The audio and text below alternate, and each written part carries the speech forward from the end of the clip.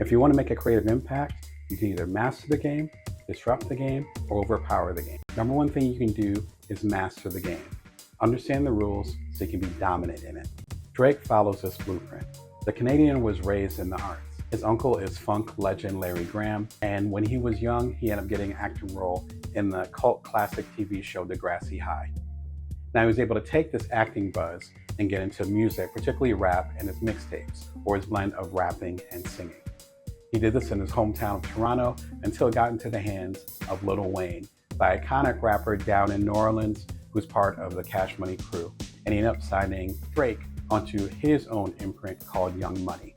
There are two ways that Drake mastered the game. First, Drake strategically aligns himself with new talent. The mainstream music system is notoriously fickle. Usually, rappers in particular will have a couple years or maybe even a couple months in the spotlight, and then suddenly they're gone. Drake had his first major hits back in 2009, and in the time since, he's had dozens of number ones. But a lot of those come from collaborations, and whether it's Afro pop or reggae, he's able to get onto that next wave and listen to, absorb that particular style, as well as highlight and collaborate with the newcomers that are coming in that are using that style. Second, Drake made himself indispensable to the major labels. This is in two ways: branding and power. With hundreds of millions of singles and albums sold, Drake was able to negotiate a 9-figure deal for his next contract. Now you might ask, why does he go independent? But why would he do that if he can have the corporations pay for his outlay and for his overhead? Drake is a brand. And it is said he has serious power behind the scenes, having equity in a new artist management company that's pulling strings behind a lot of other major artists. In the 48 Laws of Power, one of the laws says that you should make yourself indispensable and not make people dependent on you. And Drake has this in spades. He's not going anywhere. The next approach is to disrupt the game.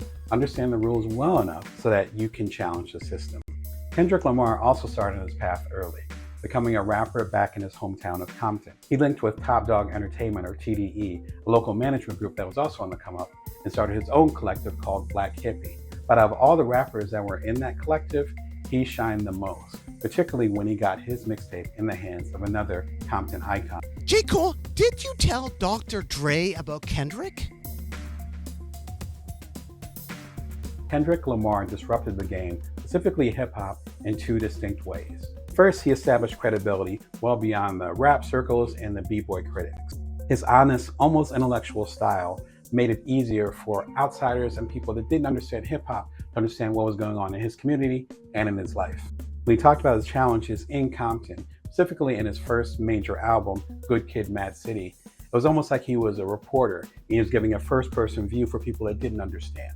The clarity continued through his albums to the crescendo of actually getting a Pulitzer Prize for one of them. Now, I don't know about you, but I didn't know, even as a writer myself, that rap albums could get Pulitzer Prizes, but I imagine a lot of us figured that out when it happened to Kendrick. Second, he created on his own time.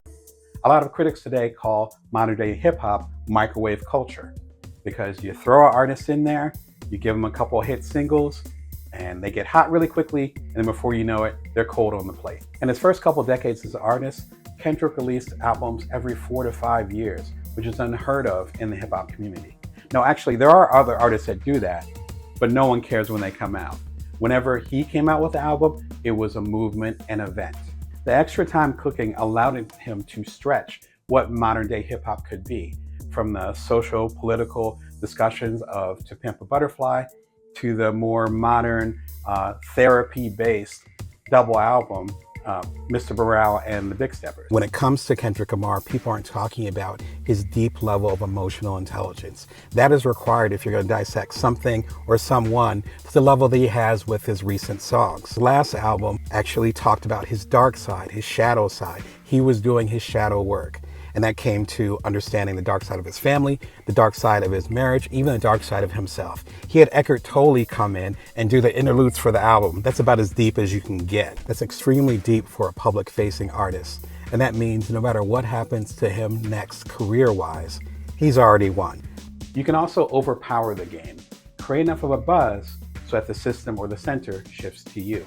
J. Cole also had long-running rap aspirations when he was down in Fayetteville, North Carolina, all the way to a little bit later on in his teenage years when him and his best friend, who's now his manager, went up to New York and waited outside of Jay-Z's offices just to give him a mixtape.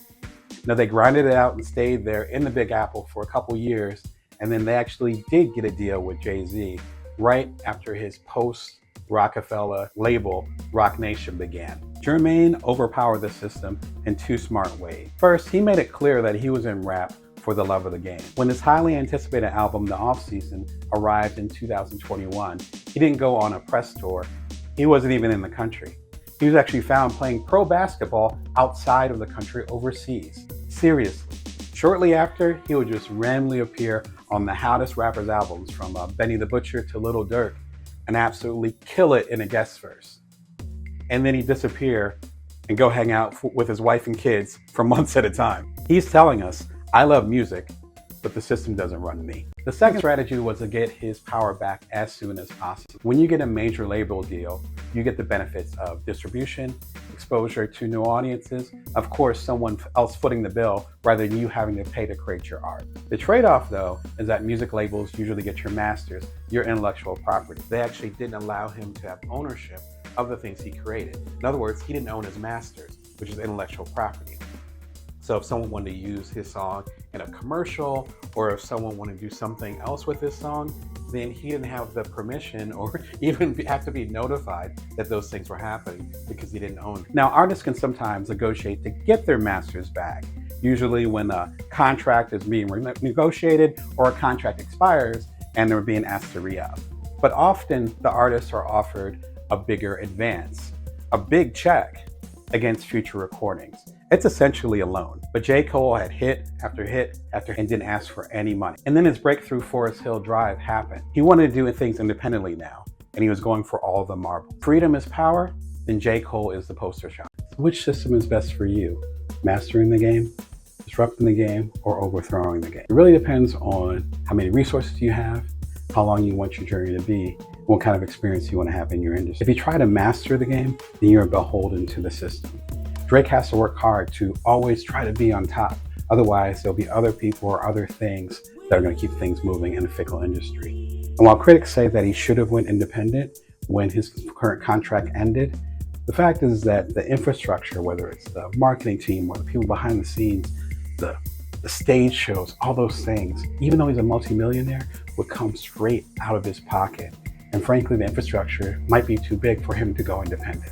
So if you're going to master the game, chances are you will be in the game for the rest of your career. If you try to disrupt the game, you better make sure that your art is shifting the culture. Kendrick has to push the envelope with every single release because the bar that he's actually setting himself keeps getting higher, and that's required if you're actually going to disrupt the system. And if you try to overthrow the game, you better make sure that your strategy is on point. J. Cole is required to show up at his very best every time he does show up because his showing up is so erratic and so much based on his own schedule. And the worst thing is that if you're away for a while and you show up and nobody cares.